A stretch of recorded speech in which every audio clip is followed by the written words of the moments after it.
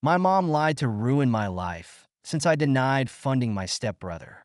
Now I exposed her truth and cut ties. I'm a 28-year-old guy, and my relationship with my mom has always been messy. My dad died when I was really young, and from then on, it was just me and her. Or at least, that's what it should have been.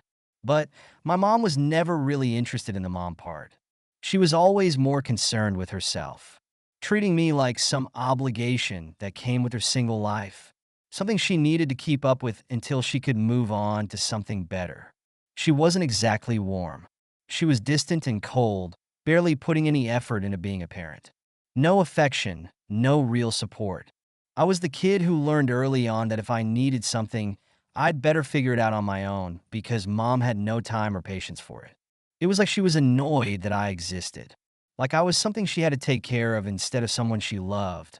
When I was little, I didn't understand it. But as I grew up, it was impossible not to feel like I was just a burden to her. And she didn't hold back on making that clear. I remember coming home with a good grade once, trying to get some reaction out of her, hoping she'd be proud. All she did was shrug, saying, "You're supposed to do well. Why are you acting like you did something special?" There was no praise, no encouragement. Just this constant reminder that I wasn't worth any of her effort. It wasn't just her being cold either. She controlled everything. Who I could hang out with, what I could do in my free time. All of it had to pass her approval. And that approval was rare. I remember countless times when she'd guilt trip me out of plans with friends. If I tried to spend the night at a friend's house, or even hang out for an extra hour after school, she'd throw a fit about how I didn't appreciate her or didn't care about spending time with family. She'd keep me home doing chores or just sitting around the house so she wouldn't feel alone. She made me feel like I owed her every second of my life. When I was around 14, my mom met Doug. He was an older guy, pretty well off, with 2 kids from a previous marriage. She fell for him fast, and he was exactly what she'd been waiting for. Her way out. They got married quickly, and before I knew it, Doug and his kids were moving in. Suddenly, it was like I didn't even exist. My mom started talking about starting fresh and building a real family. Then one day, I came home to find my room half empty, with trash bags packed with my stuff by the door. She sat me down and, without an ounce of emotion, told me that since Doug's kids needed the space, I'd have to go. She didn't even try to soften it. I was stunned. I was still in high school, barely old enough to take care of myself. She told me she'd done enough for me, and that now I needed to figure it out. Her new life didn't include me, and she made that crystal clear. Luckily, my best friend's family was there for me. They took me in without question, letting me stay with them until I finished high school. For the first time, I saw what a real family was like. Supportive, loving, people who actually wanted me around. My mom. She didn't call, didn't show up for my graduation, didn't check in to see how I was doing. It was like I'd never been part of her life at all. I got through high school, then college, with a lot of hard work and help from my friend's family. I put myself through school, working 2 part-time jobs, and taking on whatever extra shifts I could to cover expenses. I didn't want anything from her. I knew she'd written me off, and I was fine with that. I was building my life without her. Years passed, and I never looked back. I got a solid job in tech, worked my way up, and eventually settled into a stable career. My life is good, and honestly, I'd managed to forget about my mom and her new family entirely. Then, out of nowhere, a few months ago, she reached out. First, it was a Facebook friend request, which I ignored. Then came messages short at first, then increasingly desperate. She kept asking to meet up, saying she needed to talk about something important. Eventually, I agreed, mostly out of curiosity. When I showed up, I almost didn't recognize her.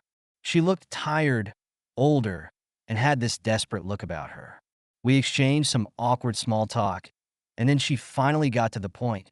Doug had left her, apparently for someone younger. She said he'd taken everything, leaving her with almost nothing.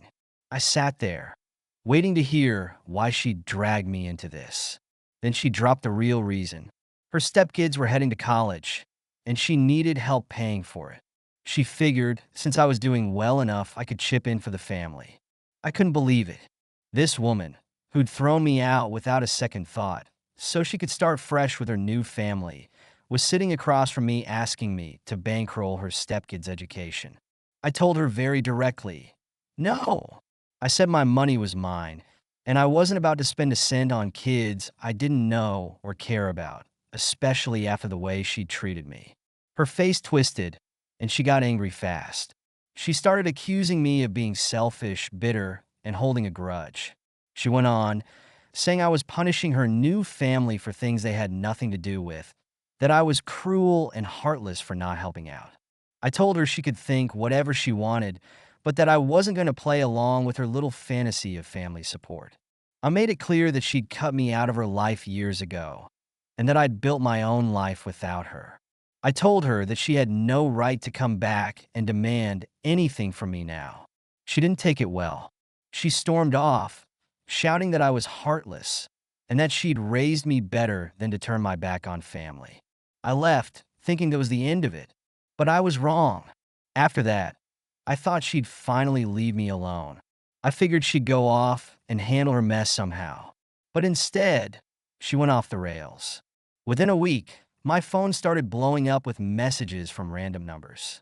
When I didn't answer, she left voicemails, each one angrier than the last, throwing every insult she could think of, alternating between guilt-tripping and accusing me of abandoning her.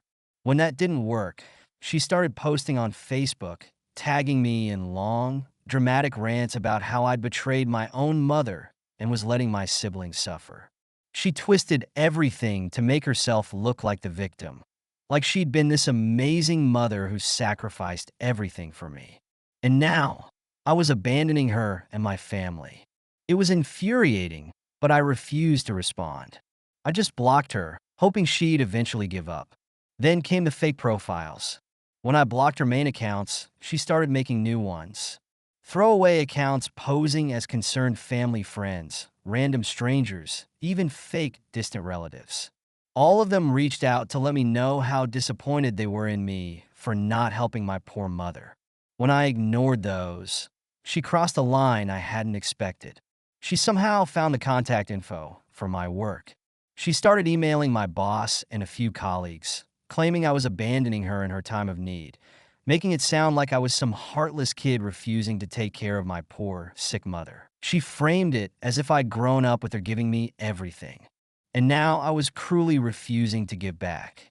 My boss called me into his office to let me know, not because he believed her, but to make sure I was aware of what was happening.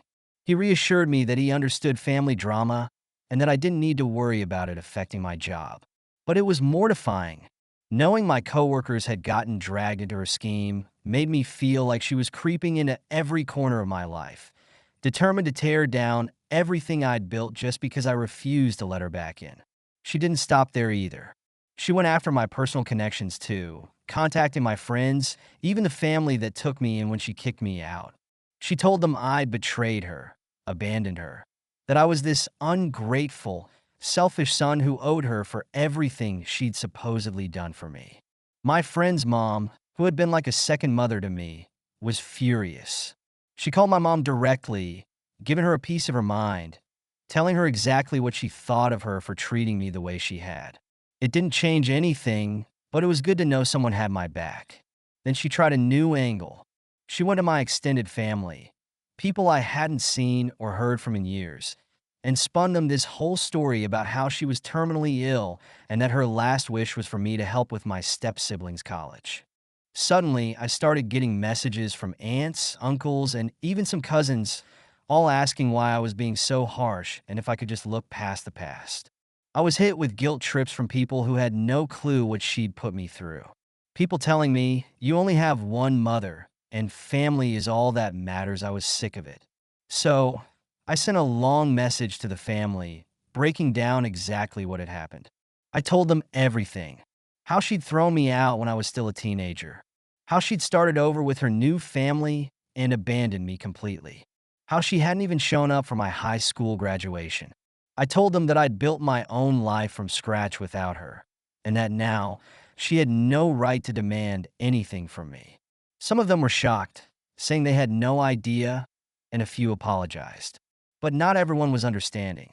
Some of them accused me of being bitter and unwilling to let go of the past. That only made her angrier. She must have heard from the family that I'd exposed her, because she went into full meltdown mode. She showed up at my cousin's engagement party, where she knew I'd be ready to cause a scene. I'd barely walked through the door when I saw her standing there, and I knew she was about to pull something. I tried to avoid her, but she made a beeline for me, loud and ready for an audience. She launched into this rant about how I was a disappointment of a son, how I was selfish and ungrateful, loud enough for everyone to hear. She went on about how I was punishing her new family for things they had nothing to do with, how I was being heartless by not helping my brothers and sisters just because I held a grudge. At first, I just stood there, stunned by how far she was willing to go. But I'd had enough. I looked at her and said, "You threw me out so you could have a new family. You told me I wasn't part of your life anymore. So don't stand here and pretend that we're some happy family just because you need money now." The whole room went dead silent. She looked around like she was waiting for someone to jump in and defend her, but no one did. My cousin stepped in and told her she needed to leave, that this wasn't the time or place. She stormed out, but I could see the wheels turning in her head. She wasn't done, not by a long shot. A week later, I got word that she was going around telling everyone I'd cursed her new marriage, that I'd been a bad omen who'd ruined her life. She spread stories about how I was cold-hearted and destined to live a lonely life because I couldn't forgive. I heard from mutual connections that she was going around to people in my social circle, trying to convince them I was some sort of villain. At that point, I realized I couldn't keep hoping she'd eventually back off. I had to take drastic steps. So, I went fully no contact. I blocked her on every platform, changed my phone number, and let my boss and close friends know what was happening. I told them that if she reached out, they should ignore her. I was done with her drama and her lies, and I wasn't going to let her invade my life any longer. For the first time in my life, I felt like I could breathe. There were no guilt trips, no manipulation, no more worrying about what new angles she'd come up with to make me feel like I owed her. It felt like freedom. Thank you so much for listening to my story. If you have any thoughts, I'd love to hear them, so please leave a comment. Don't forget to like and subscribe if you want more stories like this one.